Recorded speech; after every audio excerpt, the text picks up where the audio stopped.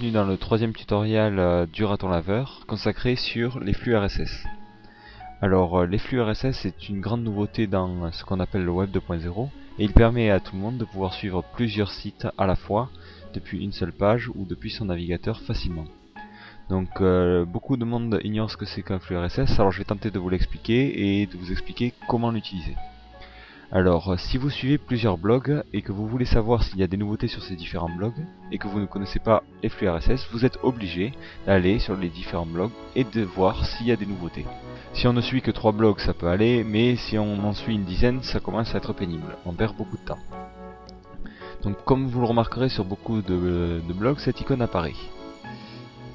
Donc, cette icône, c'est l'icône des flux RSS.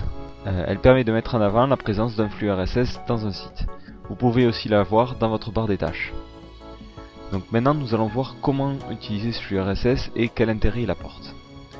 Donc il existe beaucoup de moyens d'utiliser un flux RSS, moi je vais vous montrer comment l'utiliser avec NetVibes. Alors, NetVibes c'est une page qui vous permet de voir l'ensemble des nouveautés présentes sur les flux RSS que vous avez ajoutés. L'avantage de NetVibes est qu'une fois enregistré, on peut consulter sa page depuis n'importe quel endroit. Alors, il vous est possible d'utiliser NetVibes sans vous enregistrer ou en vous enregistrant. Alors, l'avantage de s'enregistrer est le fait que l'on pourra consulter notre page NetVibes depuis n'importe quel ordinateur. Et ainsi savoir s'il y a des nouveautés même si on n'est pas sur notre ordinateur personnel. Donc, pour créer un compte, il suffit de faire ajouter du contenu et là, de créer un nouveau compte avec enregistrez-vous. L'avantage est qu'on ne vous demande que très peu d'informations personnelles, donc vous remplissez ces différents champs qui sont votre adresse email et votre mot de passe et vous êtes enregistré sur NetVibes. Alors, moi je vais me connecter sur mon compte, pour cela vous cliquez sur connexion. Alors si vous cliquez sur ce souvenir de mon compte, il va sauvegarder vos informations pour que lorsque vous revenez sur NetVibes, vous n'avez pas à retaper vos identifiants et vous cliquez sur connexion. Donc ici par exemple nous arrivons sur une page vide et nous voulons ajouter du contenu. Donc la première chose à faire est d'aller chercher le flux RSS sur le site en question. Donc ici je peux cliquer sur l'icône en haut dans la barre d'adresse ou directement cliquer sur l'icône dans le site. Alors j'arrive alors sur un flux RSS. Alors il peut différer suivant les sites. Par exemple,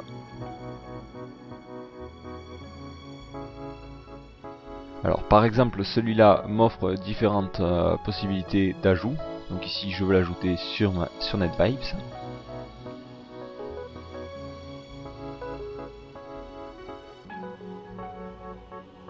Ici je vois donc le petit module qui me dit le titre du flux RSS et ensuite les articles postés du plus récent au plus vieux.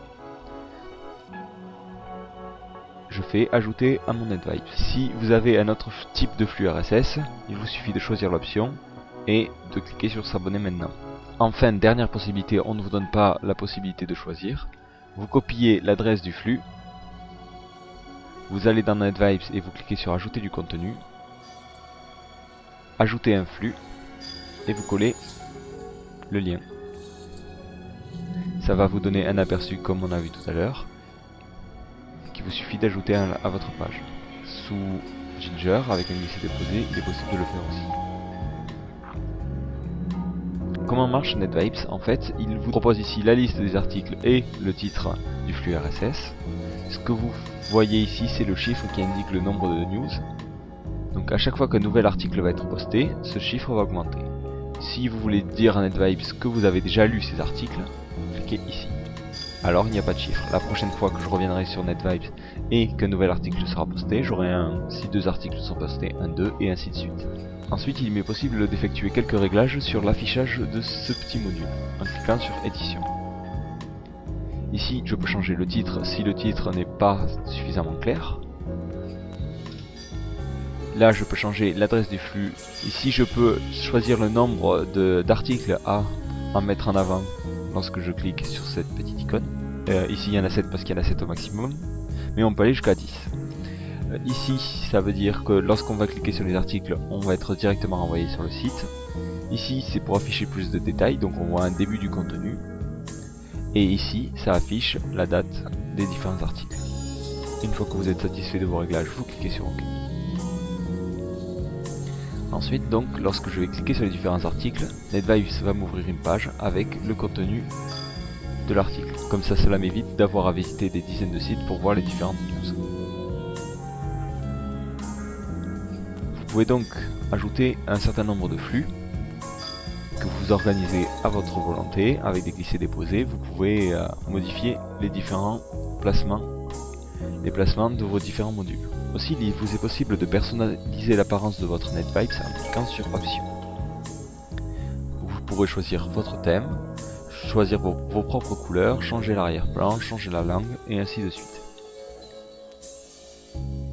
Enfin, vous pouvez aussi répartir vos différents contenus par onglet en cliquant sur Nouvel onglet ou une icône suivant le thème que vous avez choisi. Il vous est aussi possible de modifier l'affichage suivant les onglets en cliquant sur l'icône à droite du nom de l'onglet. Vous pouvez changer le nom, le nombre de colonnes, choisir une icône comme on le voit ici pour mieux comprendre, pour mieux s'y retrouver parmi les onglets, ou carrément de mettre l'image d'une icône, mais bon, c'est pas très pratique. Ensuite, là, ça permet de partager votre onglet avec d'autres personnes utilisant NetVibes, et supprimer, c'est pour effacer l'onglet. Enfin, il vous est possible d'ajouter du contenu autre que des flux RSS.